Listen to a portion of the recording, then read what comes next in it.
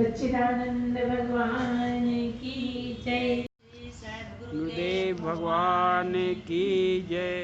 गुरुर्ब्रह्मा गुरुर्विष्णु गुरुर्देवो महेश्वरा, गुरु साक्षात् परब्रह्म तस्मै श्री गुरुवे नमः।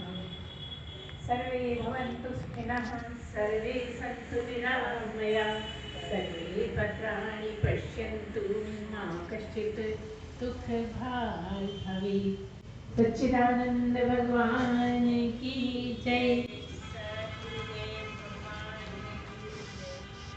ओम। एक प्रश्न तो ये पूछा है कि अंतःकरण तो हमें खुद समझ में आता है, लेकिन हमें समस्या ये बनी रहती है कि अंतःकरण पूर्ण शुद्ध क्यों नहीं होता, इसकी सफाई क्यों नहीं हो पाती।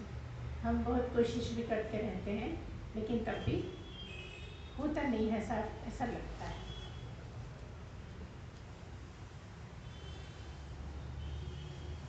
ठीक है। दूसरा प्रश्न है, दूसरा प्रश्न है कि भक्ति करने पर भक्ति मार्ग के लोगों को भक्ति कितनी भी करें, कितना ही भगवान का नाम लें, ऊंची श्रेणी के भक्त बन जाएं, लेकिन तब भी उनको मोक्ष नहीं हो सकता। क्यों नहीं हो सकता? क्योंकि वो शरीर को नहीं छोड़ती, उनकी शरीर से आसक्ति बनी रहती है। और यहाँ मोक्ष केवल उन्हीं को होता है जो शरीर से आसक्ति छोड़ देते हैं। जो शरीर छोड़ पाएगा वही मोक्ष को प्राप्त कर पाएगा। तो ये शर्मा जी ने कहा है, इसके बारे में कुछ बोलिए। अच्छा है प्रश्न, तो इसके बारे में बोलेंगे हम दोनों। पहला है अंतःकरण का। अंतःकरण को बहुत अच्छे से समझने लगे हैं लोग, है ना। अंतःकरण से पहले इंद्रियां आती हैं, 5 कर्मेंद्रियां हैं, 5 ज्ञानेंद्रियां हैं, और उसके बाद फिर अंतःकरण शुरू होता है। मन, उसके ऊपर बुद्धि, मन बुद्धि चित्त अहंकार, ऐसे चारों को मिला के अंतःकरण होता है। ये हमें अच्छे से समझ में आता है।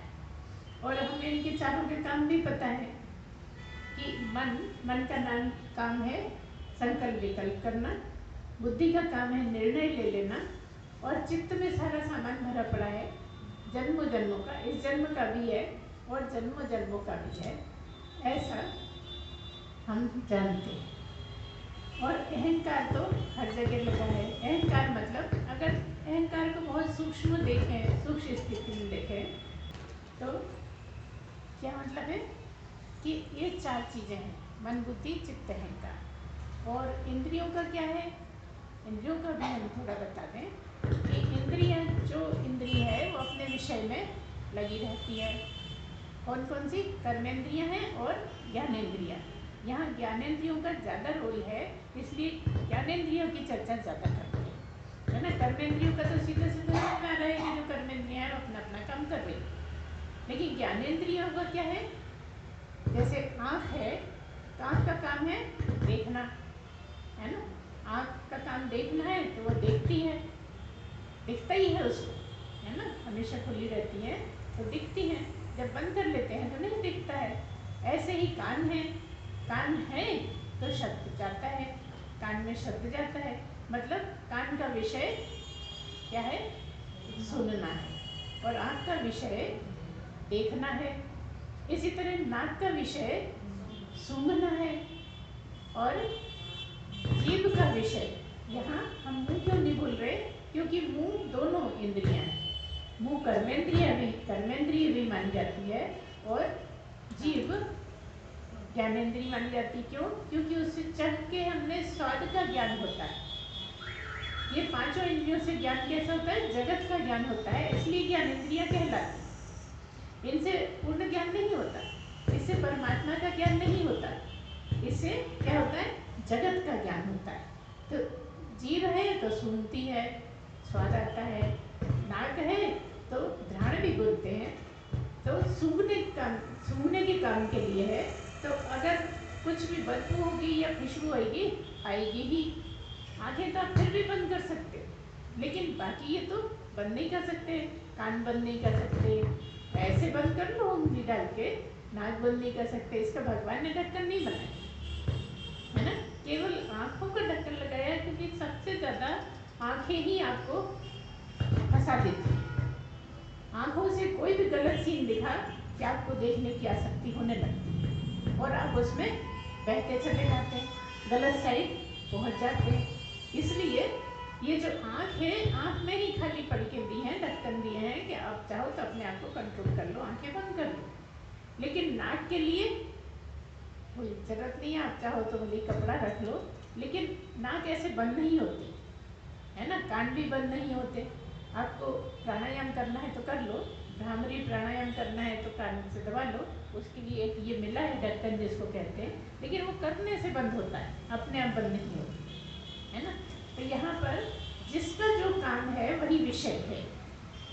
नाक का सूंघना, आँख का देखना, कान का सुनना, जीभ का चखना और हाथों से छूना। पूरे शरीर की स्किन, पूरे शरीर की जो चमड़ी है उसका क्या काम है? छूना। हम खाली हाथों को नहीं कह रहे हैं, खाली हाथों का नहीं कह रहे कि छूने का काम हाथों का है। अगर हवा चलती है तो आपके पूरे शरीर में लगती है। तो जहाँ जो भी चमड़ी है, अगर वो संसर्ग में आ रही है तो वो छूने में आती है। इसलिए पूरे शरीर की जो चमड़ी है वो क्या है? छूने का काम करती है। तो ये अपने अपने विषय, पांचों ज्ञानेंद्रियों के अपने अपने विषय हैं जिसमें वो उलझे रहते हैं। कभी देखने में लगे रहते हैं, कभी सुनने में लगे रहते हैं, कभी चखने में लगे रहते हैं, कभी छूने में लगे रहते हैं और कभी सूंघने में लगे रहते हैं। ऐसे पांचों विषयों में घूमते रहते हैं और यही विषय आपको घसीट के ले जाते हैं, है ना। जब ये विषय आपके सामने आते हैं तो मन कहता है चल ऐसा करते हैं, बस वो आर्डर देता है और इंद्रियां करने लगती हैं। तो ये जो विषय हैं, विषयों का से ही हटना है। सही देखा जाए तो विषयों की आसक्ति हटानी है, ना कान बंद करना है कर लो, नाक भी बंद करने की जरूरत नहीं है। ये कितना भी कुछ रहे लेकिन आपको आसक्ति खत्म करनी है। कि जैसे कि आपको कोई देखा आपने सीन तो देखने की ज्यादा इच्छा होती है, ये इच्छा आपकी खत्म करनी है और इच्छा खत्म होती नहीं, इसलिए अंतःकरण का प्रॉब्लम है ना। सुनाई देता है, कुछ सुनाई देता है तो और ज्यादा सुनने को मन होता है ना। कुछ का कुछ मतलब लगा लेते हैं, उससे राग द्वेष हो जाता है। कभी लगा कि हमारे लिए तो भले किसी और की बात हो रही है, लेकिन हम जब सुनते हैं छुप के तो हमें कुछ का कुछ सुनाई देता है, कुछ का कुछ समझ में आता है। और कभी अपना लगता है तो द्वेष होने लगता है, कुछ अच्छी बात हो रही होती है तो राग आने लगता है, कह रहे हमारे लिए कर रहे, हमारी तारीफ हो रही है ना। इस तरह से आपको ये विषय फंसाए रहते हैं। तो विषयों पर ध्यान देना है, कौन सी इंद्री कब आपको घसीट के ले जा रही है। एक ही इंद्री काफी है घसीट के ले जाने के लिए, है ना। इसलिए बहुत से महात्माओं ने इसके लिए बोला भी है कि जैसे कि मछली अकेली चखने के चक्कर में, खाने के चक्कर में मारी जाती है। मछली पकड़ने वाला बलिया डालता है, उसमें केंचुआ लगा देता है, केंचुआ देख के वो आकर्षित होती है और वो खाने आती है तो उसके ये फंस जाता है, जबड़ा फंस जाता है और निकल नहीं पाती, है ना। ऐसे पांचों चीजों का अलग अलग बताया है। जैसे भौरा है तो भौरे को सूंघने का ज्यादा आसक्ति है, तो जब वो सूंघने के लिए कमल पर बैठता है, सूंघने जाता है, इतना उसमें मग्न हो जाता है सूंघने में कि रात को जब बंद हो जाता है कमल तो वो भौरा बंद हो जाता है। इतना लीन रहता है कि उसे पता नहीं लगता कब बंद हो गया, रात भर उससे बंद रहता है और उतने बीच में अगर कोई हाथी आ जाता है तो वैसा वैसे खा जाता है। इस तरह से भौरा खत्म हो जाता है ना। ऐसे ही हिरण का कह दिया है, हिरण को शब्द से आसक्ति सुनने से है। तो कहीं अच्छा म्यूजिक चल रहा हो, कहीं कुछ रामायण पाठ बहुत ज़्यादा हो रहा हो, ध्वनियों के साथ, राग के साथ, वाद्यों के साथ, तो सांप का भी कहते हैं कि सांप भी आ जाते हैं, वहाँ पर बैठ जाते हैं। और हिरण पकड़ने का तरीका ही ये है कि ऐसे वाद्य बजाए जाते हैं कि हिरण आकर्षित होकर कान खड़े करके ढूंढते ढूंढते ढूंढते वहाँ आ जाता है जहाँ से आवाज़ आ रही है, वो मारा जाता है, पकड़ा जाता है। क्योंकि ये सब चीज़ें जिसकी जो आसक्ति है उसके उसी से पकड़ते हैं। ऐसे ही हाथी का है, हाथी को स्पर्श का बहुत है। हाथी जो होता है उसको स्पर्श अच्छा लगता है। तो जैसे कहीं हाथी के होते रहते हैं बच्चों को बिठाने का या कुछ नहलाने का, जैसे हम अमेरिका वगैरह गए घूमने के लिए, तो वहाँ पर हाथी को बस आप हाथ फेरते रहो, खुश है। जितना आप हाथ फेरोगे उतना ही खुश होता है। पानी भी है और हाथ भी फेर रहे हैं तो वो बड़ा खुश है। क्या मतलब स्पर्श उसे अच्छा लगता है, तो उसको भी पकड़ लेते हैं। और इसका एक तरीका है पकड़ने का, एक बड़ा सा गड्ढा करते हैं, उसमें हथनी को उतारते हैं, ऐसा गड्ढा जिससे हथनी बाहर ना आ पाए। उस गड्ढे के ऊपर घास फूस डाल देते हैं, और जब वो हथनी परेशान होती है निकलने के लिए तो चिल्लाती है, तो कहीं दूर जब हाथी होता है तो उसको समझ में आ जाता है कि ये हथनी है, तो वो आवाज़ सुनते सुनते सुनते सुनते उस गड्ढे की तरफ आता है, अपनी मस्ती में है और दौड़ता चला आता है। उसको ये समझ में नहीं आ रहा है कि तो ऊपर ऊपर घास पड़ी है, वो तो चल रहा है, उसको क्या फ़र्क पड़ना है जंगल में। तो जब वो चलते चलते उस गड्ढे में गिर जाता है तब पता लगता है कि मैं तो फंस गया। अब देखिए, इतने जो हैं पांचों, केवल एक इंद्री ही उनको मारने का कारण बन रही है ना। एक इंद्री ही उनको घसीट के ले जाती है और वो मरने के द्वार पे पहुंच जाती है। अब आप मनुष्य की सोचिए कि पांचों इंद्रियां, मनुष्य पांचों इंद्रियों से कितना अट्रैक्ट रहता है। पांचों ज्ञानेंद्रियों से कभी खाने की, चखने की आसक्ति है, कभी सूंघने की है, कभी देखने की है, कभी सुनने की है, कभी छूने की है। अब ये पांच से कैसे बचे मनुष्य, है ना। यही तो मुश्किल है। वो जिनके उदाहरण बताया वो एक इंद्री के कारण ही मारे जा रहे हैं, है ना। मछली जीव के कारण, भौरा नाक के कारण, सूंघने के कारण, और हिरण शब्द के कारण, और हाथी स्पर्श के कारण। केवल एक इंद्री ही उनको मौत के द्वार पे ले जाती है। अब ऐसे में मनुष्य की पांच पांच इंद्रियां घसीटती हैं अपनी अपनी तरफ, वो करने के लिए कहती हैं जो उनका काम है। तो विश्व में फंसे रहने के कारण हमें ध्यान नहीं रहता कि हम सत्संगी हैं, हमें शुद्धि करनी है, हमें थोड़ा इनसे बच के रहना है। अगर खाना खाना है तो लिमिट में खाना है, कहीं दावत में गए हैं तो लिमिट में खाना है, ऐसा ध्यान नहीं रहता। क्योंकि जीव जब स्वाद लेती है तो कहती है और खाओ। जब जीव को मजा आता है तो जीव मजबूर करती है, मन मजबूर करता है, जीव से कहते हैं और खाओ और ले लो, देखी जाएगी बाद में जो होएगा, है ना। ऐसे ही अगर कोई अच्छा फूल होता है तो बार बार सूंघने की इच्छा होती है ना। ऐसे गलत चीज भी सूंघ के लोग बेहोश हो जाते हैं। ऊपर से बड़ी अच्छी सुगंध आ रही है लेकिन पता लगा बेहोश हो गए, बाद में होश में आने के बाद पता लगा। ये तो आजकल बहुत चल रहा है, जगह जगह देखने सुनने में भी आ रहा है कि किसी को ठगना होता है तो बस गलत चीज़ सुंघा देते हैं, बच्चों को उठा के ले जाते हैं बेहोश करके, बस नाक पे रखा, एक सांस ली कि बेहोश, उठा के ले गए। महिलाओं को बहुत ज़्यादा गलत यूज़ कर लेते हैं कि कुछ भी पिला दिया, बेहोश हो गए, ले गए, है ना। तो ये स्पष्ट है संसार में कि ये जो आपकी पांचों इंद्रियां हैं ये आपको घसीट फेंकती है। तो इन इंद्रियों पर ही तो काबू पाना है। इन इंद्रियों पर जिसने काबू पा लिया वो समझो पार लग गया, लेकिन नहीं पाया जाता। भूख लग रही है, ठीक भूख लगेगी, जब तक जीवित हो भूख तो लगेगी, लेकिन आप एक लिमिट में रहो। थोड़े से में घबराओ नहीं कि थोड़ा सा लगा तो एकदम होना ही चाहिए। हाँ, कोई बीमारी है, कोई तकलीफ है तो बात अलग है। कोई कुछ बीमारियाँ ऐसी होती हैं कि अगर आप खाओगे नहीं जल्दी तो ज़्यादा तबीयत खराब हो जाएगी, है ना। ऐसे में आप थोड़ा सा खा लो, लेकिन जब आप खा रहे होते एक लिमिट में खाओ। कितना भी बढ़िया से बढ़िया है तो भी लिमिट में खाओ, और घटिया भी है तो खाओगे ही अपने आप, लिमिट में खाने का ही मन नहीं होएगा। आज तो बड़ा खराब खाना है तो खाया ही नहीं जा रहा, है ना। तो उसको भी आप ऐसा ही मान के चलो जैसे बढ़िया ही है।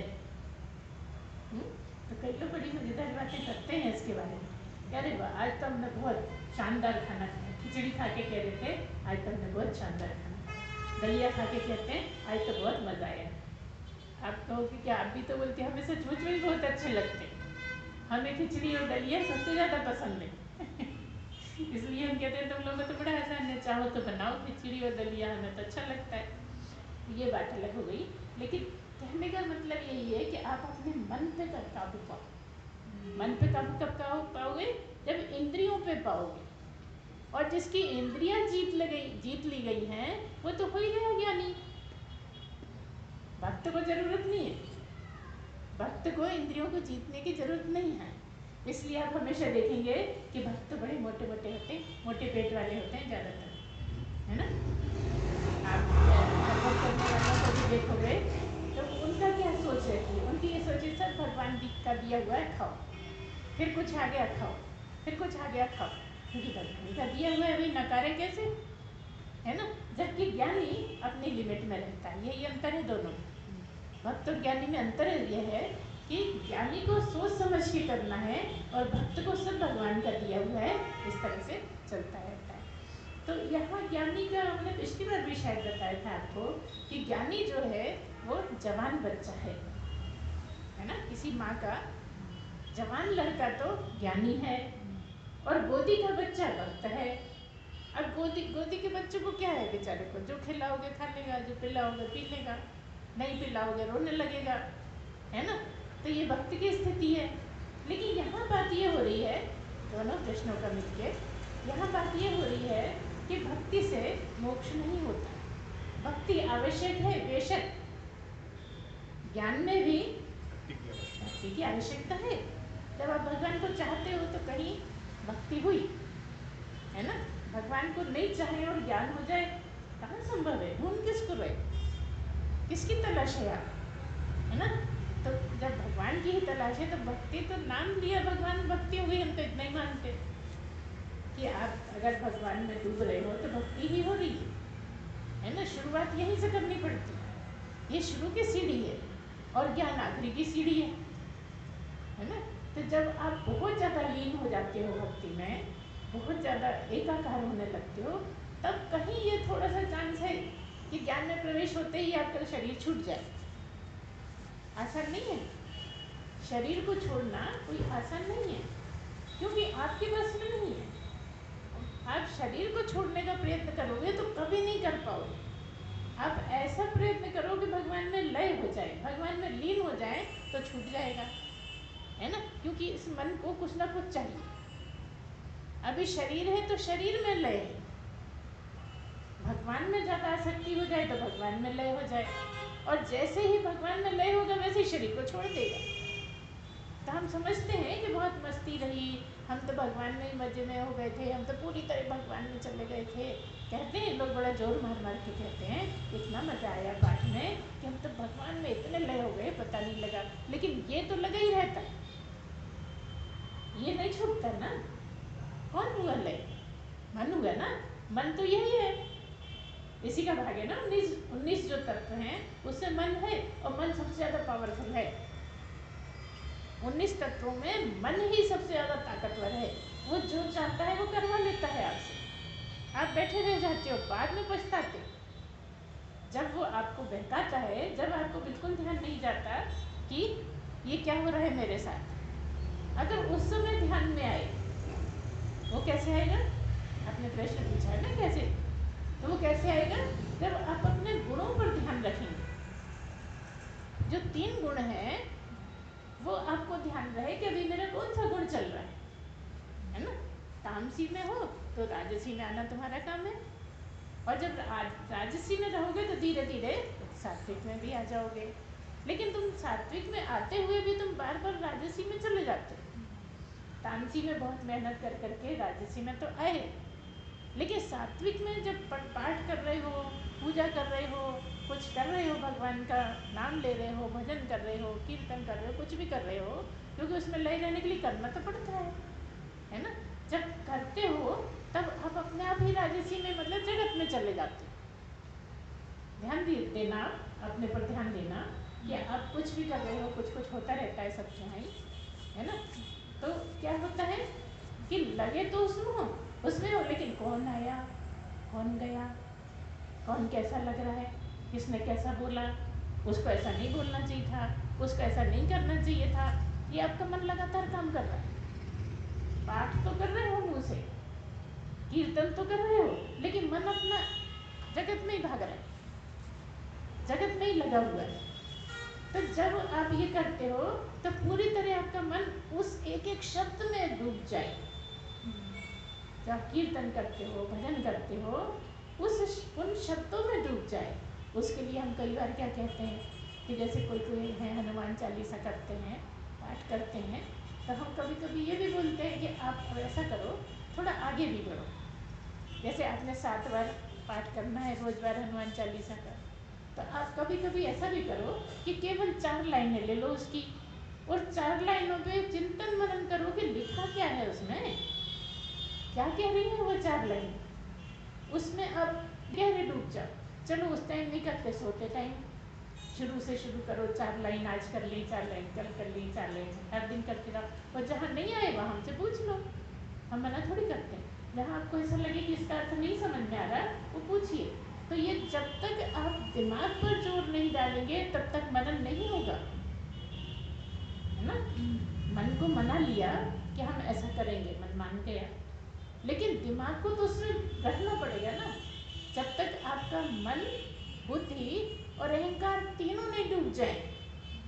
चित्त को इसलिए नहीं ले सकते कि वो तो अलमारी है, भरा पड़ा है, जो भी भरा पड़ा है उसी में से उठा उठा के सोचते हो। चित्त में जो भरा पड़ा है उसी में से कुछ उठा उठा के सोचने लगते हो, तो उसको तो एक तरफ रखा रहना। अब तुम अपनी बुद्धि को, जो भी कर रहे हो, पूरी तरह बुद्धि को उसमें डुबा लो, क्योंकि असली जो तुम सात्विक हो वो बुद्धि ही है। अगर तुम बुद्धि तक पहुंच गए मतलब सात्विकता में आ गए। मन में हो, मन तक पहुंचे हो तो राजसी में हो, है ना। तो राजसी के बाद फिर सात्विक में जाना है, मतलब बुद्धि से मनन चिंतन करना है, बार बार मनन चिंतन करना है। क्या मतलब बुद्धि को काम में लगाए रखोगे तो इधर उधर नहीं जाने पाए। अभी मन तो घसीट लेता है, मन छोटा होके नीचे होके भी बुद्धि को घसीट लेता है। और मन को कौन करता है? आंखें। जिधर जो देखा तो मन ने कहा, और मन ने कहा तो बुद्धि उसी को सोचने में लग गई। तो ये सब चीज़ें अगर आप ठीक से समझोगे, मनन चिंतन करोगे, तो आप कर सकते हो कि बुद्धि को अपने काबू में कर लो, मन को अपने काबू में कर लो। मन को काबू में करने से इंद्रियों पर जीत पाई जा सकती है, विजय पाई जा सकती है। मन अगर आपके काबू में हो गया तो इंद्रियां, आप जितेंद्रिय हो जाओगे, इंद्रियां आपके वश में हो जाएंगी। और जितेंद्रिय तो होना है, जो जितेंद्रिय हो गया वो तो ज्ञानी ही हो जाएगा। इंद्रियों पर ही तो वश नहीं है ना। थोड़ा सा भी लगा तो लगता है चलो देखते हैं, चलो खाते हैं, है ना, लगता है ना। थोड़े से अगर मौका है तो खा लो, खा लो भाई। मौका नहीं होता तो मजबूरी हो जाती। अब मजबूरी तो कुछ है नहीं, अपने घर में है, निकाला खा लिए, है कि नहीं। तो इस तरह से आप अपने मन पर काबू पाएंगे। जब मन पे काबू पाओगे तो आप थोड़े से तरक्की ज़्यादा कर पाओगे। मन पे काबू नहीं होता, कैसे होगा? जैसे आपको खाना बहुत अच्छा है, खाना अच्छा लगता है कि कभी कुछ खा लिया, कभी कुछ खा लिया, कभी कुछ खा लिया, तो आप खाने की चीज़ों को ही दान करिए, लोगों को किसी किसी बहाने दीजिए। कुछ बहुत ज़रूरी नहीं है कि डलिया भर भर के दो, जितना आप कर सकते हो उतना लोगों को बांटो, है ना। अगर आपको आँखों से बहुत परेशानी है तो भगवान का फोटो के रूप में, किसी भी रूप में उसको प्रचार करो, फोटो बांटो, है ना। कुछ ऐसा जैसे तरह तरह के पैम्पलेट आते हैं वो बांटो, है ना।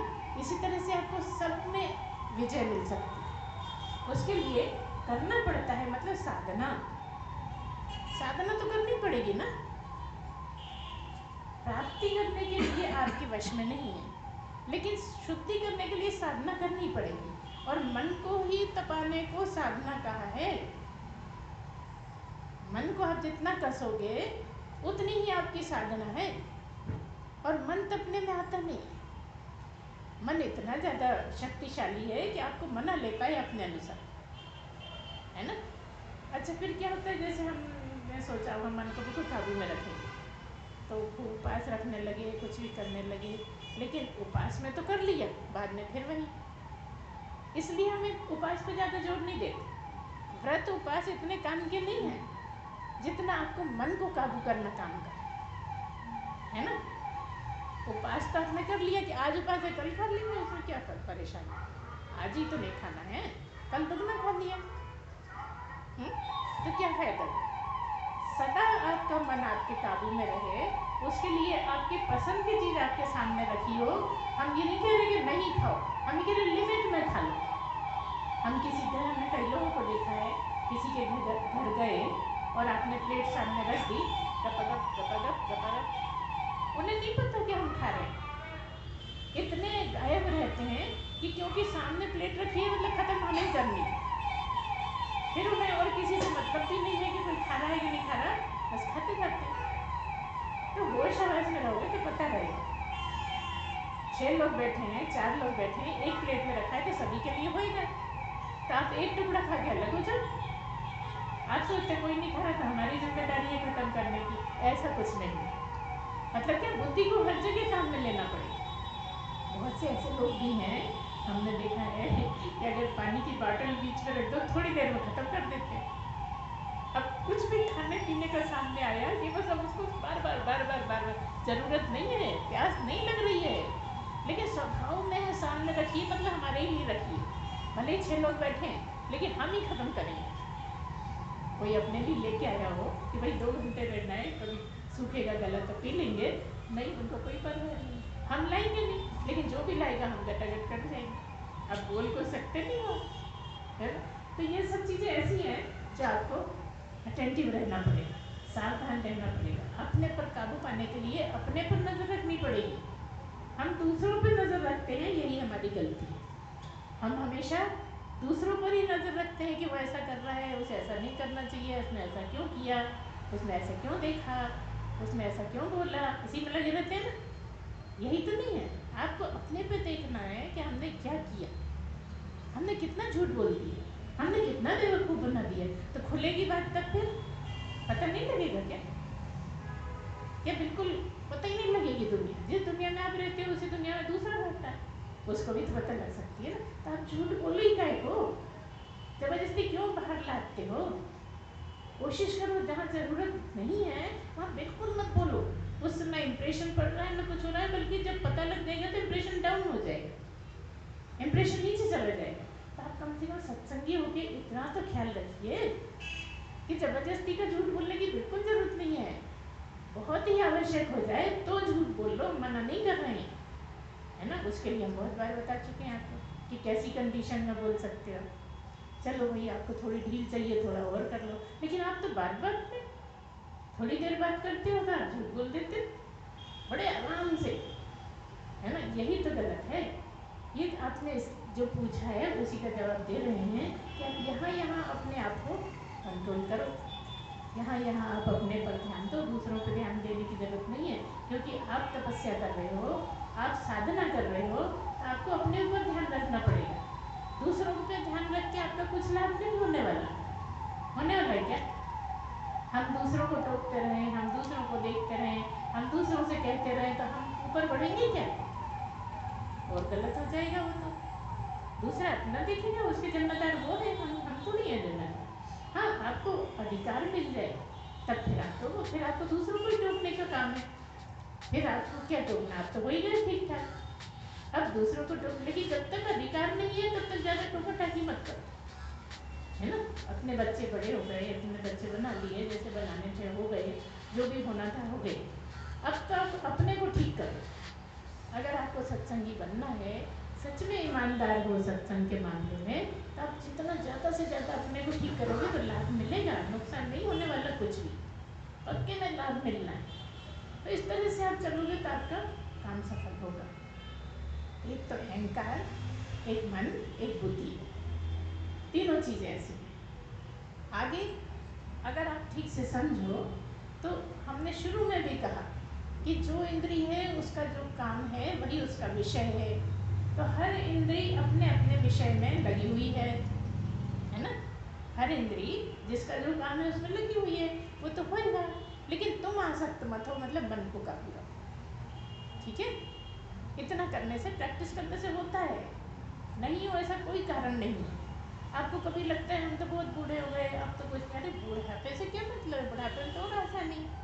बचपन में खूब खाया खेला, जवानी में खूब खाया, अब बुढ़ापे में तो वैसे भगवान भी चाहते हैं ना कि जरा आपका खाना पीना कम हो जाए, वो खुद भी कम कर देते हैं, भले ही आप डांट लगवाए। आप डांट छड़ने का मतलब ही ये है कि आप थोड़ा गड़बड़ चीज़ें खाना बंद करो। जो पेट नहीं झेल सकता वो यहीं पे रोक लगा दी कि चने नहीं चबा पाओगे, पेट तुम्हारा नहीं उसको झेल पाएगा, तो चने मत चबाओ। लेकिन हम तो दांत लगवा लगवा कर खूब चने खा लेते हैं। यही सब गड़बड़ है। आधुनिक काल में सब चीज़ें हो जाती है ना, सब तैयारी है हर चीज़ की।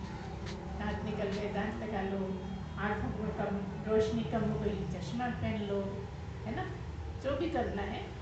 पैर टूट गया तो लोहे की रॉड लगवा लो, सब कुछ है आजकल उपलब्ध, सब कुछ है। तो आप सत्संगी हो इसलिए हम ये नहीं कह रहे कि रॉड मत लगवाओ, बिल्कुल लगवा लो, लेकिन उपयोग सही करो।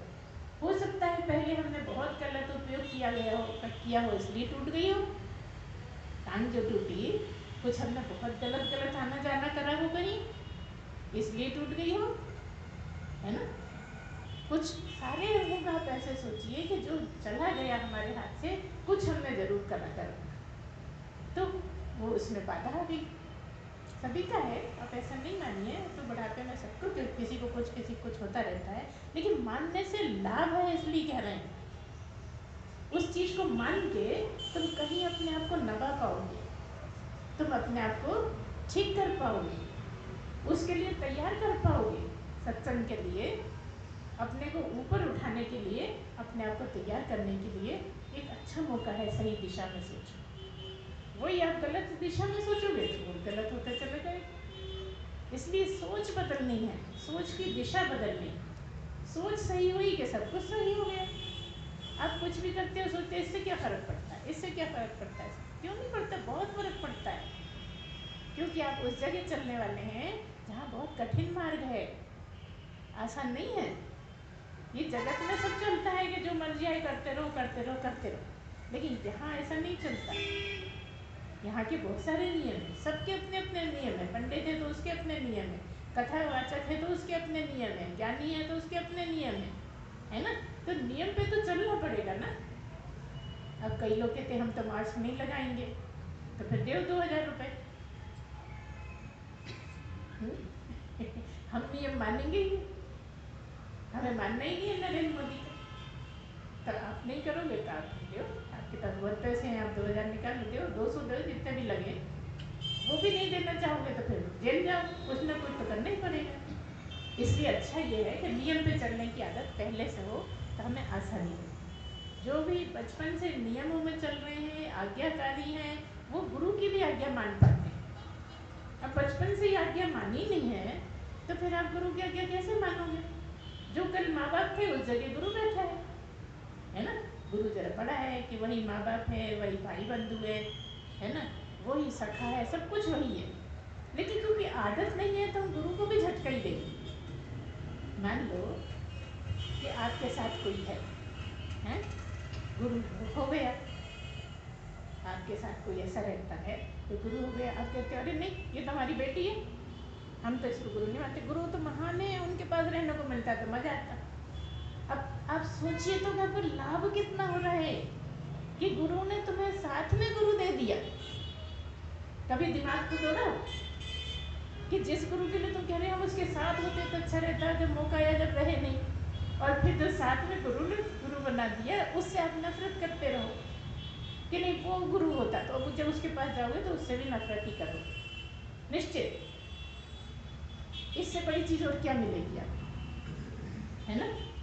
तो समझने की ज़रूरत है, दिमाग को सही जगह लगाने की ज़रूरत है। अगर दिमाग से सही ढंग से सोच पाओगे तो हर जगह जीत है।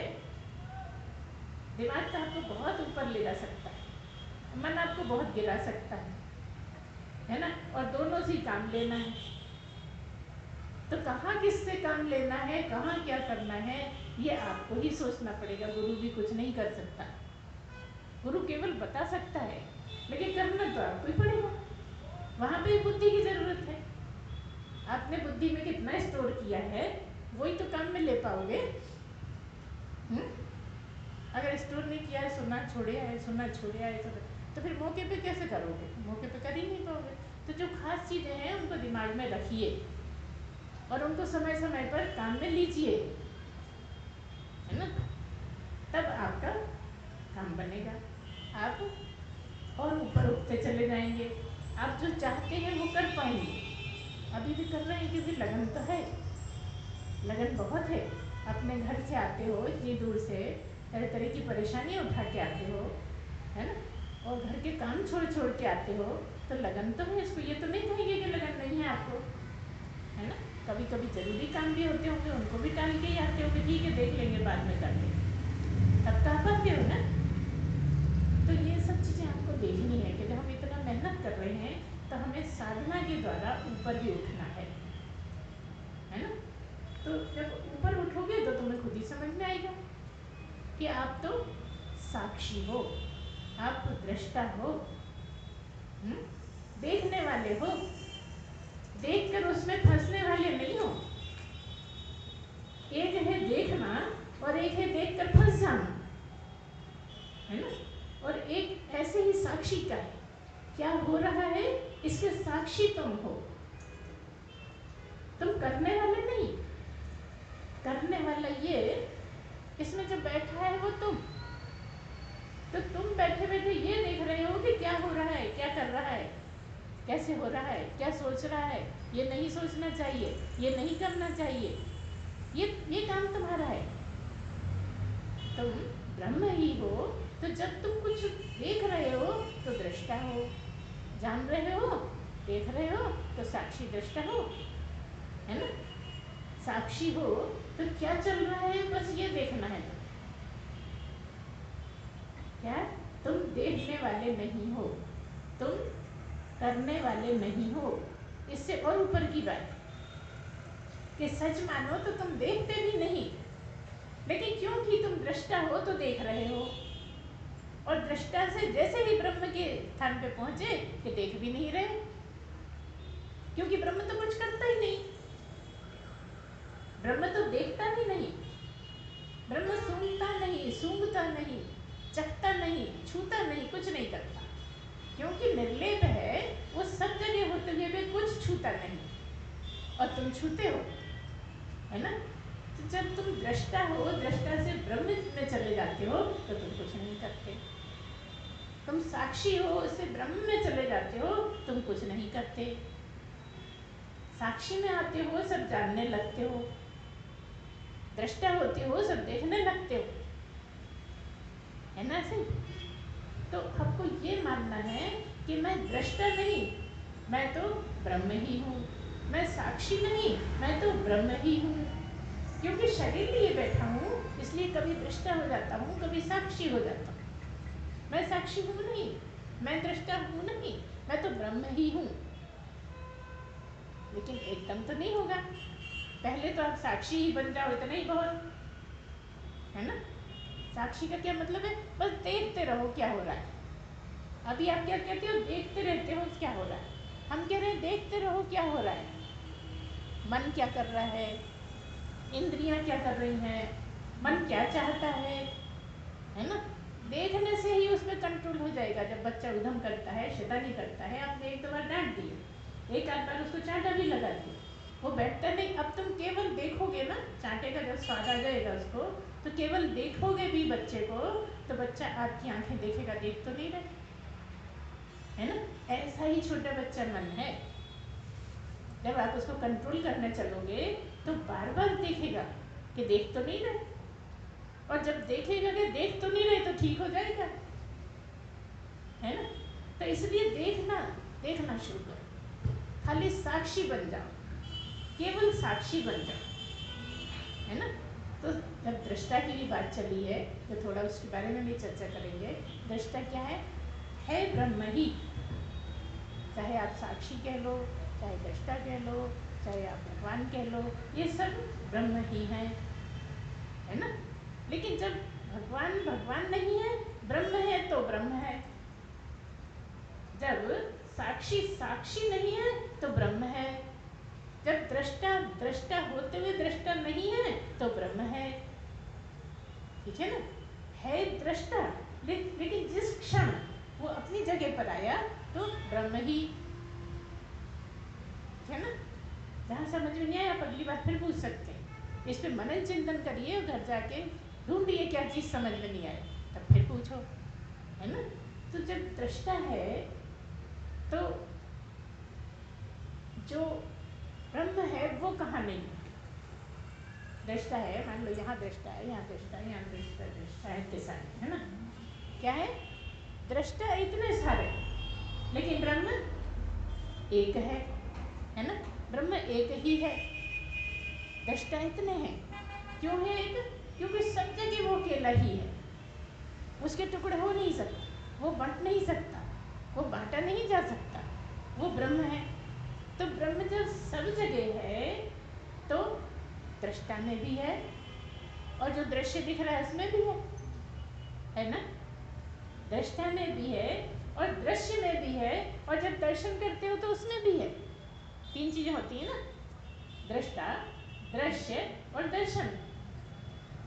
तो कहाँ, तीनों में ही है। कौन कौन है, ब्रह्म, परमात्मा तीनों में ही है, तीनों में एक ही ब्रह्म है। लेकिन जो दृष्टा है वो देख रहा है, जो दृश्य है वो दिख रहा है ना। और इन दोनों के बीच में जो है वो दर्शन है। वहाँ भगवान की मूर्ति बैठी है, इधर हम देख रहे हैं तो दर्शन यहाँ से वहाँ का हो रहा है ना। तो यहाँ दृष्टा, वहाँ दृश्य और बीच में दर्शन, तीनों ही ब्रह्म है, तीनों ही एक ही हैं।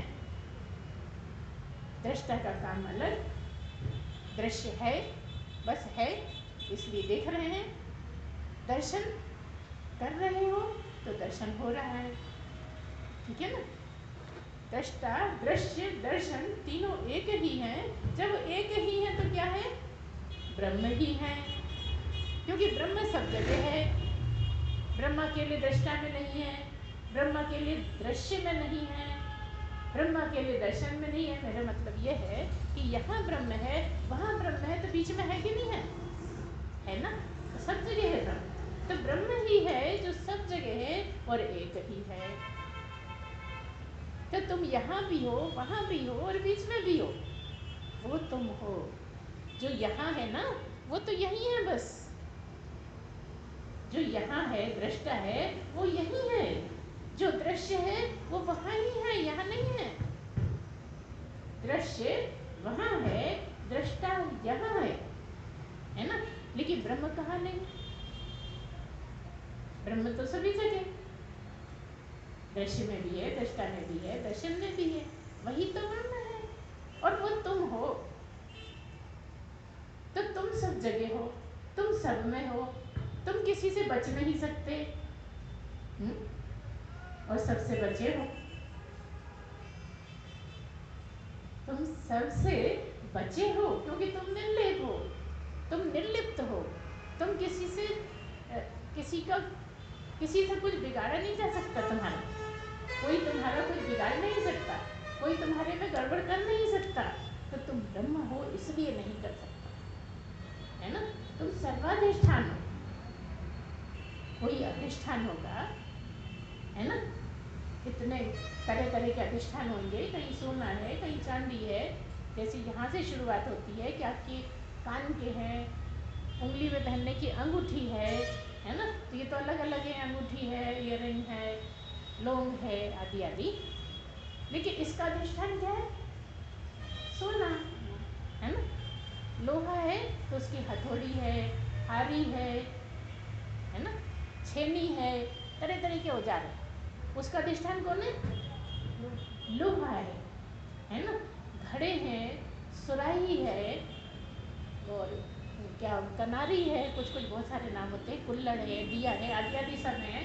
इसका अधिष्ठान कौन है, मिट्टी है ना। तो इनके सबके अधिष्ठान मिट्टी। सोने की चीजों का अधिष्ठान सोना, लोहे की चीजों का अधिष्ठान लोहा, लेकिन सोना, लोहा, मिट्टी आदि आदि सबका अधिष्ठान, सर्वाधिष्ठान ब्रह्म परमात्मा ही, इसलिए उसको सर्वाधिष्ठान बोलते हैं। केवल अधिष्ठान नहीं, सर्वाधिष्ठान मतलब सबका जो अधिष्ठान है, जिससे सब बने हैं, वो है ब्रह्म। सब जगह अलग अलग बने, अलग अलग चीजों से बने। लकड़ी है तो सोफा बना है, टेबल बनी है, घर में लगती है लकड़ी, काम में आती है, लेकिन उसका भी सर्वाधिष्ठान परमात्मा। इस तरह से एक एक चीज समझनी, और जहाँ समझ में नहीं आए वहाँ बार बार पूछना है। कई बार ऐसा होता है कि लगता है सब समझ में आ गया और आ भी जाता है। यहाँ जब सुन रहे हैं कोई चीज़ ऐसी नहीं है जो समझ में नहीं आती है ना। कोई दूसरी भाषा तो बोल नहीं है, इतनी आसानी से बोल रहे हैं, लेकिन बाद में जब मनन करते हैं ना तब कुछ समझ में नहीं आता। इसलिए मनन जरूरी है। श्रवण करिए, श्रवण के बाद मनन करिए, और मनन करके कई बार मनन कर करके गुरु से पूरा स्पष्ट कर लीजिए, तब निधिध्यासन करिए। ये तरीका है ना। इसलिए हर चीज पर ध्यान देना पड़ेगा, धीरे धीरे धीरे धीरे हर चीज पर आपको ध्यान देना पड़ेगा। किस तरह से देना पड़ेगा कि किस चीज में आप बिल्कुल ठीक से समझ गए, किस चीज में आप पूरी तरह सुलझ गए। ये कौन देखेगा?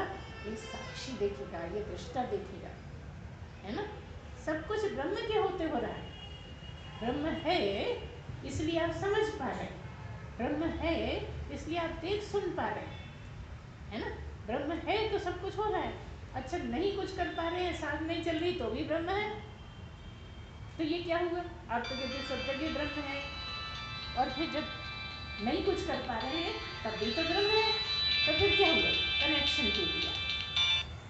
अब कनेक्शन नहीं है, तुम्हारा शरीर भी है जिसको तुम मैं कहते थे, वो भी है, लेकिन और ब्रह्म भी है, लेकिन कनेक्शन टूट जाने के कारण तुमसे तुम्हारा कनेक्शन टूट गया। तुमसे तुम्हारा एक अंदर तुम, एक बाहर दिखने वाला, तुमसे तुम्हारा कनेक्शन टूट गया, इसलिए अब कुछ नहीं हो सकता।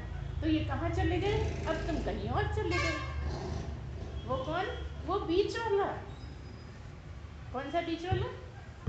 एक तुम असली वाले, एक तुम नकली वाले। इन दोनों के बीच में एक और है जो जाता है, आवागमन करता है। कौन? सूक्ष्म शरीर, है ना। वो सूक्ष्म शरीर है। सूक्ष्म शरीर अपना काम करता है। जब यहाँ के काम पूरे हो गए तो उसको दूसरी जगह जाना है, दूसरी जगह के पूरे हो गए तीसरी जगह जाना है। इसी तरह भ्रमण कब तक करता है? जब तक आप ब्रह्म नहीं हो जाते, और जब तक ब्रह्म नहीं होगे तब तक मोक्ष भी नहीं होगा। सवाल तो यही है आज कि जब तक आप ब्रह्म नहीं होगे तब तक मोक्ष नहीं होगा, का मतलब है जब तक आप शरीर नहीं छोड़ोगे तब तक ब्रह्म नहीं हो सकते। यहाँ पहली कंडीशन क्या है ब्रह्म होने की? कि शरीर छूट जाए। आप तो रहो, आपसे आपका शरीर छूट जाए, आपकी मैं से आपकी नकली मैं अलग हो जाए, है ना। क्योंकि नकली मैं का ही ध्यान बना रहता है, इसको लेकर ही मैं का ध्यान बना रहता है, जबकि ये तुम हो नहीं। ये तो तुम्हें मिला है अपने कर्म निपटाने के लिए, ये तुम्हें मिला है ना। और वो जो बीच वाला है उसके बिना ये चलता नहीं, अकेले ब्रह्म के बिना नहीं चलता, ऐसा नहीं। बीच वाला जो है, आवागमन करने वाला है, उसके बिना भी ये नहीं चलता, क्योंकि असली तो वही है। तो सपने कौन देखता है? बताइए। सपने वही देखता है, बीच वाला, है ना। और दिन में काम कौन करता है? ये दिखने वाला। दिन भर काम कौन करता है? ये दिखने वाला। सपने कौन देखता है? वो बीच वाला। लेकिन किसके होते करता है? वो ब्रह्म। ये वाले जो काम हो रहे हैं वो भी ब्रह्म पीछे, और सपने दिखते हैं उसमें भी पीछे ब्रह्म, है ना। जब कुछ नहीं करते, कुछ पता नहीं रहता, सो जाते हो, तो ब्रह्म ही ब्रह्म। अब न कुछ काम है, न कहीं जाना आना है, न स्पर्श करना है, न इंद्रियों का कोई काम है, इंद्रियां छोड़ दी हैं तुमने। जब गहरी नींद में चले गए तब तुमने ये वाले शरीर भी छोड़ दिया, क्योंकि ये मरते टाइम भी छोड़ते, और जब सोने गए तब भी तुमने ये शरीर छोड़ दिया, है ना। और वो जो बीच वाला था ना, उसको भी छोड़े ही बैठे हो, अकेले तुम ही तुम हो वहां पे। लेकिन क्योंकि पूरी शुद्धि नहीं करी थी और जान नहीं पाए थे कि मैं ब्रह्म हूँ, इसलिए बीज रूप में सब कुछ भरा पड़ा है। जैसे ही नींद खुली सब समझ में आ गया। जितना सोने से पहले मालूम था उतना ही उठने के बाद मालूम है, कोई कमी बढ़ती नहीं हुई। उठने के बाद कोई अंतर नहीं पड़ा कि जो पहले था अब नहीं है, या जो पहले नहीं था वो अब आ गया, ऐसा नहीं। सब जितना है चित्त में, सब का सब आपके पास।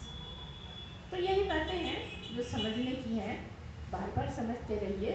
एक ही है वो, एको देवा, एको देवा सर्वभूतेषु गूढ़ा, सर्वव्यापी सर्वभूतांतरात्मा, कर्माध्यक्ष सर्वभूताधिवासा, साक्षी चेता केवलो निर्गुणश। इस तरह से वो एक ही है, एक परमात्मा ही है जो सब में है, बस वही वही है और कुछ है नहीं। ये सब दिखते हैं, ये तुम हम ये वो सब दिख रहे हैं ना, ये दिखने के ही हैं, है एक ही। तो कह दिया एक ही देव है, एक ही परमात्मा है।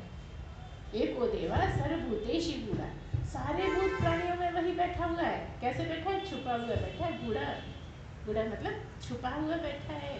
दिखता है क्या? अरे तुम खुद ही हो, तुम ही नहीं समझ पा रहे कि हमें है इतना छुपा बैठा है। तुम में तुम्हारी मैं बन के बैठा है, तब भी छुपा हुआ है ना। ऐसा है, कैसा है, बड़ा अजीब है कि सब कुछ उजागर वही हो रहा है, लेकिन वही दिखता नहीं। देखा जाए तो पूरे टाइम वही वही उजागर हो रहा है। छुपा तो बैठा है, लेकिन छुपे छुपे में भी अपने आप को खूब दिखा रहा है।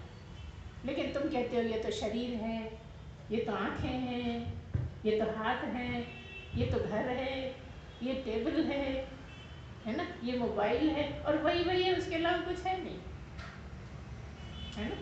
एको देवा सर्वभूतेषु गूढ़ा, सारे भूत प्राणियों में छुपा बैठा है।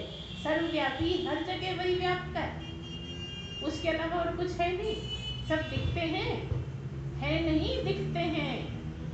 सर्वव्यापी सर्वभूतांतरात्मा, सारे भूत प्राणियों की अंतरात्मा बना बैठा है।